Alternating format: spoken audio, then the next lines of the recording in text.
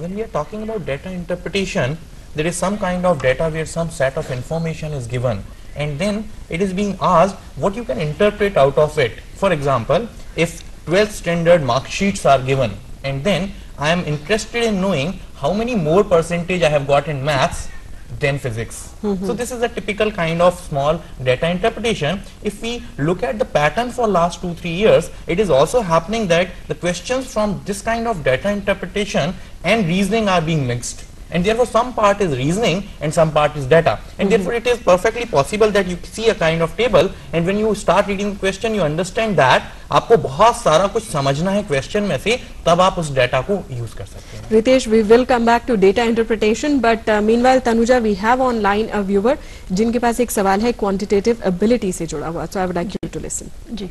Hello. Hello. Ji. Ma'am, actually I'm calling from Jaipur.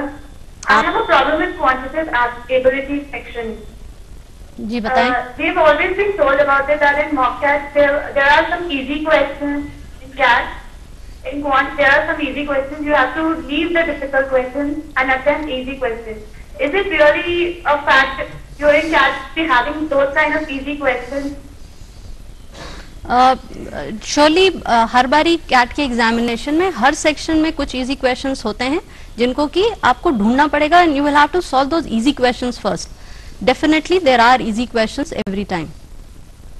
Tanuja, that's very well said, but I think it's easier said than done. Easy questions को देखिए, difficult questions को मत देखिए और फिर घर जाइए और ये सोचते रहिए कहीं अगर मैंने ये क्वेश्चन अटेम्प्ट किया होता, वो ना किया होता तो क्या होता, ये होता तो क्या होता. Ritesh, coming back to data interpretation, आपने बहुत सिंपल तरीके से बताने की कोशिश की है कि डेटा इंटरप्रिटेशन का दरअसल में मतलब क्या है. अब सवाल ये है कि अगर मैंने कुछ टाइम रीडिंग और अंडरस्टैंडिंग में बिता दिया, DI पूरा जो सेट है, तो अगर मुझे उसमें से कुछ हिस्सा समझ में नहीं आया तो even then should I go ahead and attempt it? देखिए, दो तरह के केसेस हो सकते हैं.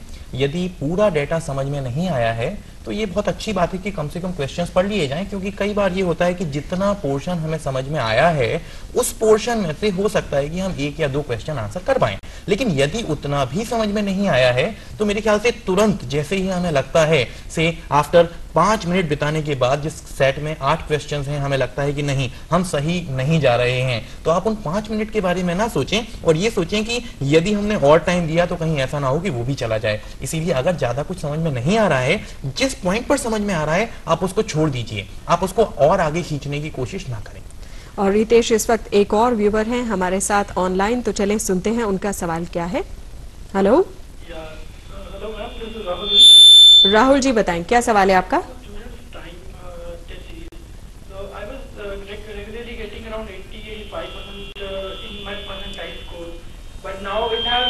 राहुल, आपके आसपास कहीं कोई स्पीकर है टेलीविजन के? आप बहुत पास खड़े होकर बोल रहे हैं, थोड़ा सा दूर हट जाइए.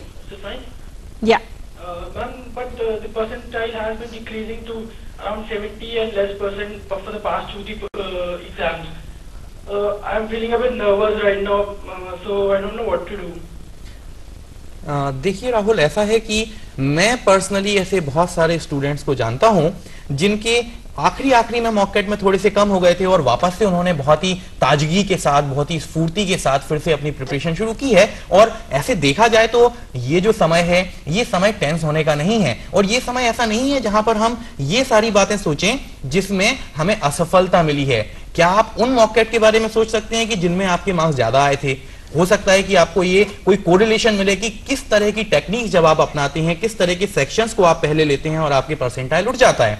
यदि आप आखिरी के कुछ दिनों में बहुत अच्छी बातें सोचेंगे और अच्छे आपने अभी तक जो अच्छे काम किए हैं उन सभी के बारे में सोचकर पॉजिटिव एटीट्यूड में अगर आप आएंगे तो हो सकता है कि आप बहुत अच्छे कॉलेज में पहुंच जाएं. यदि हो सकता है कि यदि अगर आपके परसेंटाइल मार्क्स 90 के ऊपर नहीं आते हैं, उसके नीचे भी आते हैं, तो प्लीज ये बात का ध्यान रखिए कि हम सिर्फ IIM की बात नहीं कर रहे हैं. यहाँ पर बहुत सारे अवसर हैं और अपनी अपनी एबिलिटीज के हिसाब से हमें यह सोचना चाहिए कि क्या बेस्ट हमें मिल सकता है.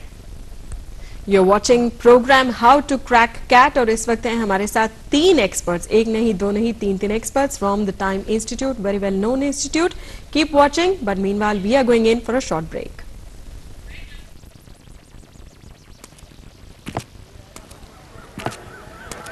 इस मासूम दोष सिर्फ इतना है कि उसे पोलियो की दवा हर बार नहीं पिलाई गई। अब किस भाषा में समझाएं आपको?